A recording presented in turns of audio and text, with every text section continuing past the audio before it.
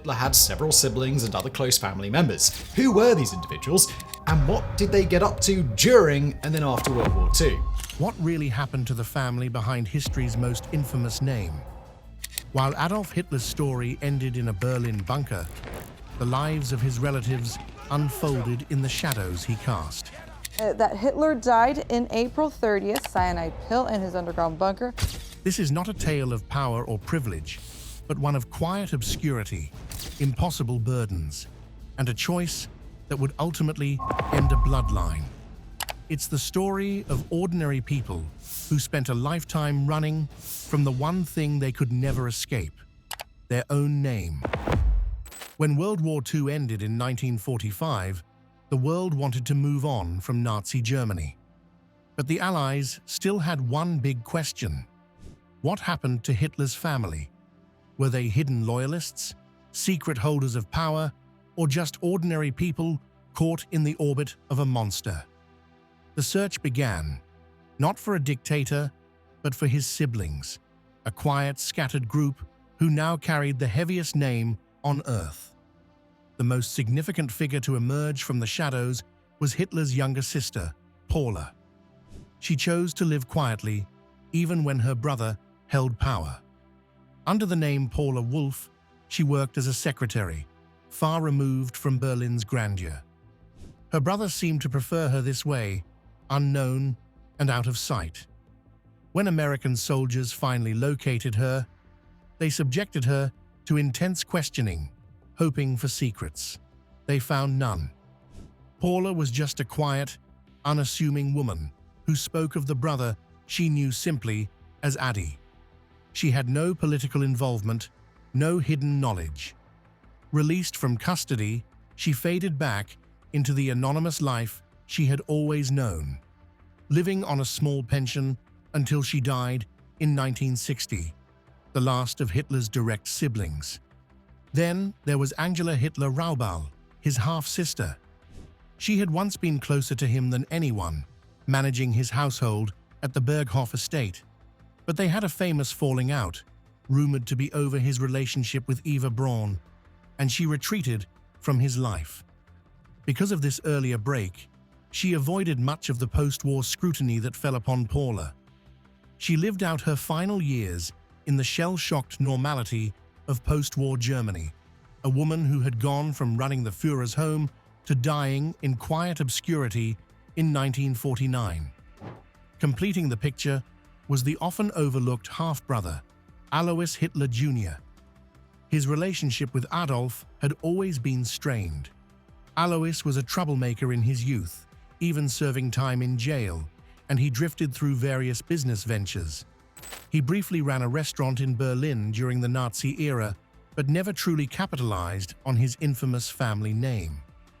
When the war ended, he managed to slip away from the chaos, settling in Hamburg under the radar. Here's a simpler version. He lived there quietly until his death in 1956, far removed from his brother's legacy. Hitler's immediate family didn't vanish in some dramatic way. They were investigated, questioned, and eventually released. They weren't masterminds or war criminals, just relatives tied by birth to one of history's darkest chapters. Their collective story in those first years after the war was not one of defiance, but of a retreat into silence, a conscious choice to bury themselves and their burdensome name in the quietest obscurity they could find. As the spotlight shifted away from Hitler's siblings, the next generation, his nieces and nephews, found their lives connected more directly with their infamous uncle. Their stories are a mixed bag of tragedy, loyalty, and survival. It shows just how complicated it was to share a family tree with the Führer. Perhaps the most famous, and certainly the most tragic, of these figures was Geli Raubal. Geli was the daughter of Hitler's half-sister, Angela, a bright and lively young woman who captivated her uncle. He became utterly devoted to her, bringing her to live in his Munich apartment. What first looked like a generous offer quickly became a trap. Hitler was controlling, watching her every move and deciding who she could meet. And the fact that she desired a life of her own filled him with jealous rage. Their relationship was plagued by family tension and intense emotion that became the subject of endless gossip. Then, in 1931, the storm broke. Geli was found dead in the apartment, shot with Hitler's own pistol. The official ruling was suicide, but the mystery never fully went away. Did she take her own life to escape his smothering control? Was it an accident during a struggle? The truth died with her. What we know for sure is that her death shattered Hitler, plunging him into a deep grief. But it was a tragedy born from a deeply unhealthy relationship that he had created. Geli's brother, Leo Raubal Jr., had a very different, yet still harrowing, experience. Unlike his sister, he didn't live in the Führer's shadow daily. He pursued a career, becoming an engineer and then an officer in the Luftwaffe, the German Air Force. His war was a conventional, if brutal one. He was sent to the Eastern Front, and in the nightmarish Battle of Stalingrad, he was captured by Soviet forces. He spent years as a prisoner of war, enduring conditions that killed millions. His family name didn't save him. If anything, it might have made his captivity worse. When he was finally released, he returned home a changed man. He settled into a quiet, determinedly normal life in Austria, working as a chemist. He had one son, Peter, and did everything he could to leave the past behind, a silent bearer of a name he never asked for. Their sister, Elfriede Raubal, chose a path of total privacy. She stayed entirely out of the public eye, living a life so discreet that very little is known about her. She married and had a son named Heiner Hochegger.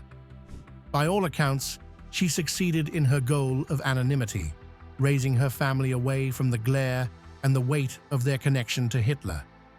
But not all of the nephews were victims or escape artists. Heinz Hitler, the son of Hitler's half-brother, Alois Jr., was a true believer. He eagerly embraced Nazi beliefs, joining the Hitler Youth and later serving as a signals officer in the German army. To him, Uncle Adolf wasn't just family, he was a hero. This loyalty took him to the Eastern Front, where he saw the regime's full brutality. In 1942, he was captured by Soviet troops. Unlike his cousin Leo, he would not survive. He died in a Moscow prison camp at the young age of 21, a stark example of a life consumed by the very cause his uncle had created. And then there was the other son of Alois Jr., William Patrick Hitler. His story is so bizarre, so full of twists, that it almost feels like a screenplay. He is the nephew who tried to blackmail his uncle, then fled to America and famously joined the US Navy to fight against him. His tale is so unique that it truly deserves its own chapter in this strange family history. This generation, the nieces and nephews, truly carried the name in every sense.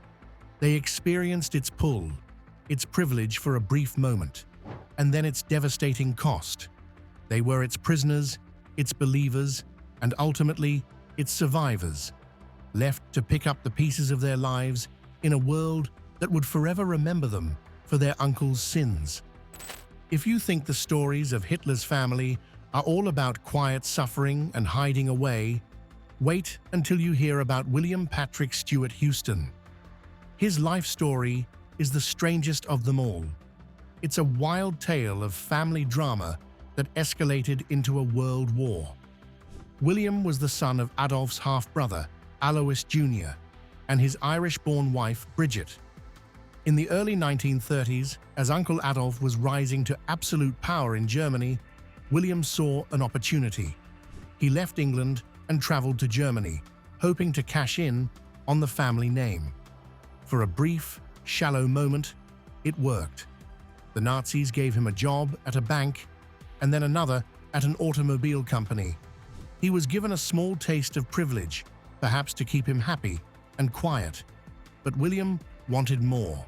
He felt he deserved a better, more important position. This didn't sit well with his uncle. Adolf Hitler saw his nephew as lazy, entitled, and a potential embarrassment. He began to pressure William to give up his British citizenship. But William wisely feared that such a move would leave him trapped and totally under his uncle's control. The relationship soured completely, turning from one of awkward family favoritism into one of thinly veiled threats. William realized he was not a cherished nephew, but a pawn, and a pawn in the hands of a man like Hitler was in a very dangerous position. So, he did the only thing he could think of. He turned the tables. After wisely getting out of Germany, he launched a publicity campaign against his own uncle. He went first to Britain and then to the United States, where he wrote a magazine article that laid it all bare. Its title was as direct as it could be: "Why I Hate My Uncle." He spilt the family secrets, describing Hitler as a controlling and dangerous figure. He went on a lecture tour, telling anyone who would listen about the dark nature of the man leading Germany. He was using the only weapon he had, the Hitler name, to destroy the very man who bore it. But as the United States entered the war, William faced a problem. His famous name now made him a person of interest to US intelligence. He was, after all, the Führer's nephew. To prove his loyalty and to truly reinvent himself, he made an incredible decision. In 1944, he enlisted in the US Navy. It's unbelievable, right? The nephew of the man they were fighting across the globe put on an American uniform. He wasn't given an easy posting either. He served as a hospital corpsman, a dangerous job that involved caring for the wounded on the front lines. He was even wounded himself and received a Purple Heart Medal. When the war was finally over, William Patrick Stewart Houston had one final task: to bury his name for good. He changed his last name to Stewart Houston, started a family, and ran a successful business on Long Island. He never spoke publicly about his uncle again. He had done the unthinkable. He had taken the most hated name in the world and through an incredible journey of self-preservation and defiance had built a new, quiet American life from its ashes. So, where does this long and tangled family story lead us? To the present day, and to perhaps the most remarkable chapter of all. Why, you might ask? That's because the bloodline of Adolf Hitler did not simply fade away by accident. It appears to be coming to a conscious, deliberate end, a quiet decision made by the last few people carrying its weight. Today, the known living descendants are not a sprawling clan. They are a very small group of men, all now well into middle age or older. From the Raubal line, there is Peter Raubal. He is the son of Leo Raubal Jr., the man who survived Stalingrad and Soviet captivity. Peter became an engineer, living a quiet professional life in Austria, faithfully following his father's path of seeking normalcy above all else. And from the most unexpected branch, we have the three sons of William Patrick Stewart Houston, the American nephew who fought against his uncle. Their names are Alexander, Louis, and Brian Stewart Houston. They were born and raised in the United States, in a quiet town on Long Island, New York, where their father had built a new life under his new name. They grew up in a world far removed from the war, in a country that was the very antithesis of the Nazi regime. Yet, despite the distance and the new name, they could never truly escape the shadow of their original surname. This brings us to the most fascinating and often discussed aspect of their lives. All four of these men, across two different continents, remained unmarried and, as far as is publicly known, have no children. When you have the last remaining relatives from history's most infamous family, all making the same profound life choice. It's natural for the world to see a pattern. It sparks a powerful question. Is this a coincidence, or is it a decision? For years, a story has circulated that these men made a formal agreement, a solemn vow to let the bloodline die with them. It's a compelling idea, the family itself pronouncing its own final judgment on the legacy of their great-uncle. It feels like a fitting, dramatic end to a dark story. But the truth, as it often is, seems a bit more human and a little less like a screenplay. The one man who ever spoke briefly about it was Alexander Stewart Houston. Back in the early 2000s, a journalist managed to ask him about the famous pact. Alexander denied there was any kind of formal signed agreement between all of them. But then he added something incredibly revealing. He said that while he wasn't part of a pact, he believed his brothers might have had one between themselves. He acknowledged that they had all discussed the immense burden of their background. He described it as something they were all acutely aware of, a topic of quiet, shared understanding that hung in the air throughout their lives. Think about that for a moment. What likely shaped their lives wasn't a single, dramatic handshake, but a lifetime of unspoken conversations and knowing glances. It was the slow, heavy realization of what their name meant to the world. It was the weight of history settling on their shoulders, generation by generation, until it became too heavy to even consider passing on. The idea of bringing a child into the world who would also have to carry this, to face the curiosity, the potential hatred, the endless questions, was perhaps a burden they collectively decided to spare another soul. It was a final, powerful act of responsibility. This profound decision is mirrored in how they have lived their entire lives. They are not just childless, they are masters of seclusion. Peter Raubal, when tracked down by a reporter, gave a simple, plaintive request: "I want to be left alone."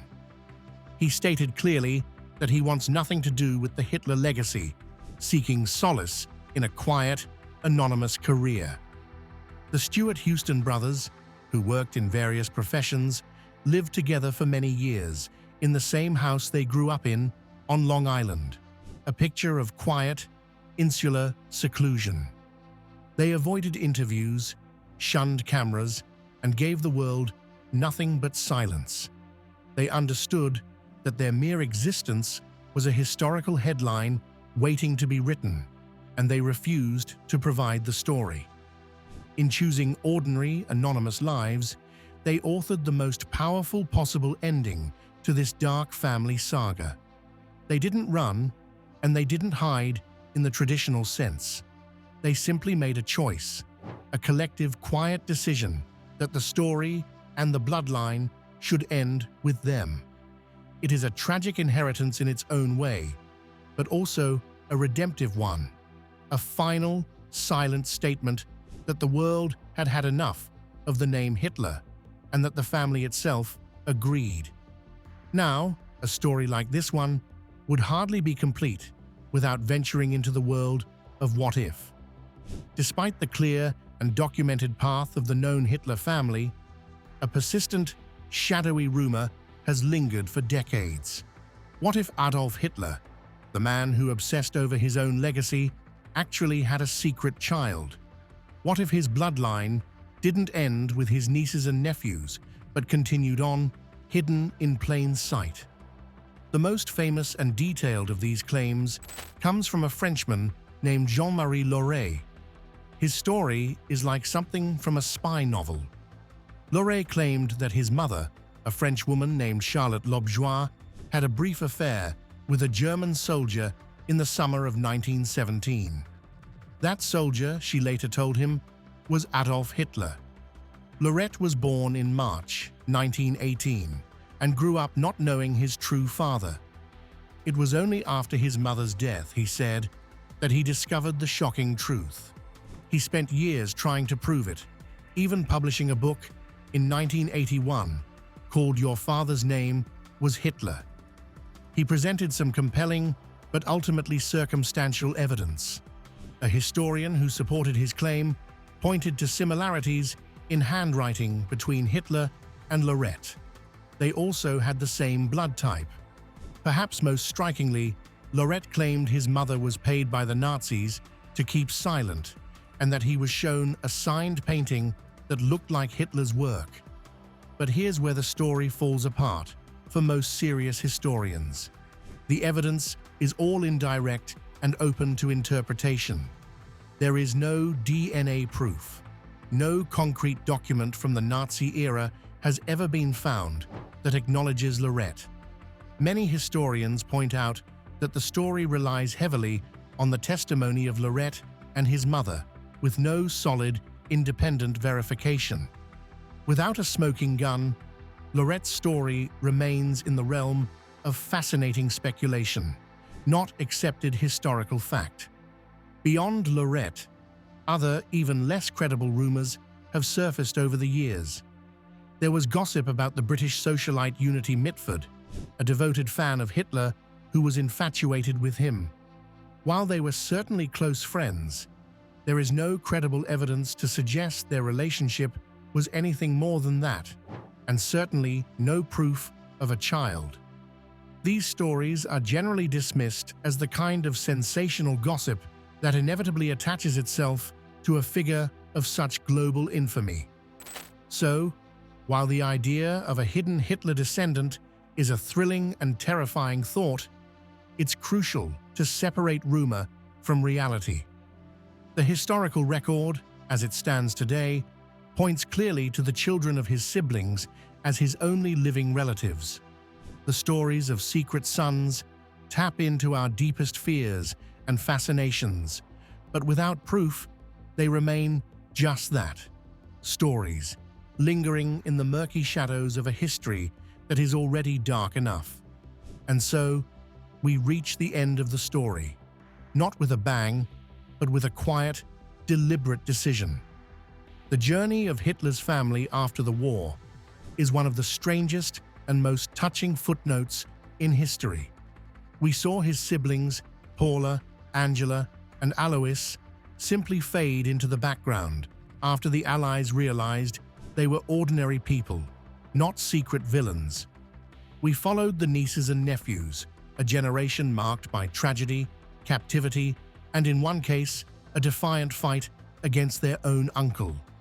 And we arrive in the modern day, with the last four men standing, the final bearers of this unimaginable inheritance.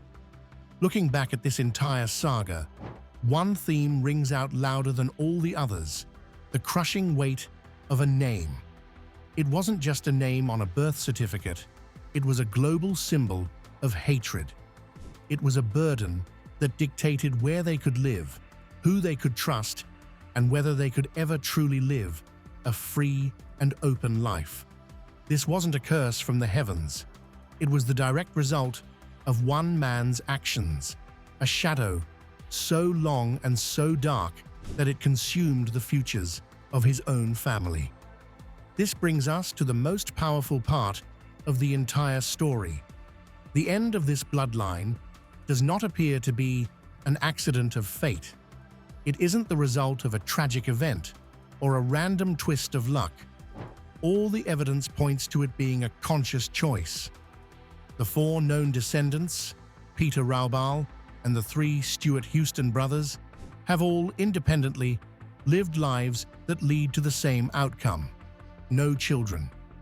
While they may not have signed a formal pact, their lives speak of a shared, unspoken understanding.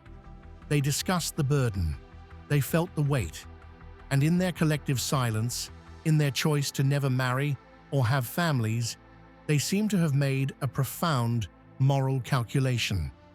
They decided that the name and the pain associated with it should end with them. It was their final quiet act to spare any future generation from the legacy they had to carry. And here lies the ultimate staggering irony. Adolf Hitler, the man who built an entire ideology around the idea of a pure, superior bloodline destined to rule for 1,000 years, saw his own family line choose to end itself. His dream of a lasting dynasty built on terror and genocide resulted in nothing. No followers carrying his banner, no descendants to champion his cause. Just a quiet, empty space where a family tree simply stops growing. His relatives did not die as martyrs for his horrible cause. They were not wiped out by his enemies. Instead, they made their own choices. They became a quiet engineer in Austria, a social worker in America. They lived ordinary lives, and in their ordinariness, they found the courage to do something extraordinary, to say, "This ends here." The story of Hitler's family is, in the end, a story about the power of silence over screams, of anonymity over infamy, and of personal choice over a poisoned legacy. It is a reminder that while history is written by the powerful, the future is often shaped by the quiet decisions of those left in the aftermath, choosing to build a new world from the ashes of the old.